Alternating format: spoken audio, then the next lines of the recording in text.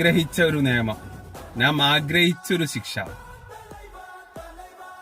എത്തിയോ എന്നുള്ളതിൽ സംശയമാണ്.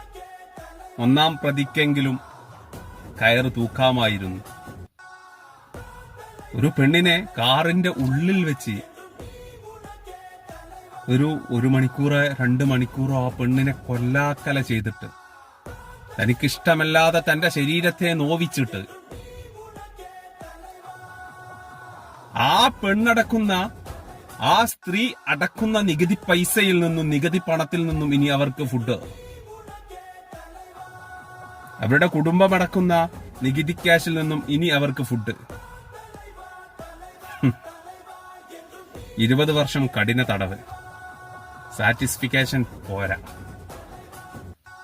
ഒന്നാം പ്രതിക്ക് എന്ന പൾസർ സുനി എന്ന നരഭോജിയെ കെട്ടിത്തൂക്കാമായിരുന്നു. അവൻ ചെയ്തു എന്നുള്ളൊരു ഉറപ്പായ സംഗതിയാണ്. പിന്നുള്ള പ്രശ്നം അവനെ കൊണ്ട് ആര് ചെയ്യിപ്പിച്ചു എന്നുള്ളതാണ്. അതിന് തക്കതായ തെളിവില്ലാത്തത് കൊണ്ട് ദിലീപ് എന്ന നടൻ കഴിച്ചിലായിട്ടുണ്ട്. അത് എന്തോ ആയിക്കോട്ടെ, അത് ചെയ്ത ആൾ അവനെ ഒന്ന് കെട്ടിത്തൂക്കാമായിരുന്നു. ഇരക്കൊപ്പമുള്ള വക്കീല് പരാജയപ്പെട്ടു എന്ന് പറഞ്ഞവരോട് 6 പേർക്കാണ് ആ സ്ത്രീ, ആ സിംഗപ്പെണ്ണ് ശിക്ഷ വാങ്ങിക്കൊടുത്തത്. 8ാം പ്രതിയെ കിട്ടിയില്ല എന്ന പേരിൽ കോടതിയെ സംശയിക്കുന്നവരോട് 6 പേർക്ക്. പക്ഷെ 1ാം പ്രതിക്ക് ഒന്ന് തൂക്കാമായിരുന്നു.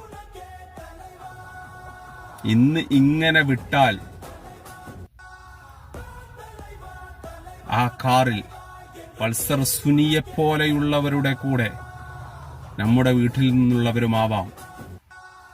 അങ്ങനെ വരാതിരിക്കട്ടെ. പക്ഷെ അതിന്റെ ഒപ്പം ഒരു 50,000 ഉലുവ എനിക്ക് 2 പൂജ്യം കൂടി ചേർത്ത് ആർത്ത് കൊടുത്ത. അതിലൊക്കെ എന്തിനാ പിസ്കോ? ഹെൽമറ്റ് വെക്കാത്തീനും സീറ്റ് ബെൽറ്റ് ഇടാത്തീനും 5,000 10,000 കൊടുക്കണോടത്ത് പീഡിപ്പിച്ചവർക്ക് എന്തിനാ 50,000 ഉലുവ? ആൾക്കാര് സുഖം തേടി 50,000 ഉലുവയിലേക്ക് തേടിപ്പോവും.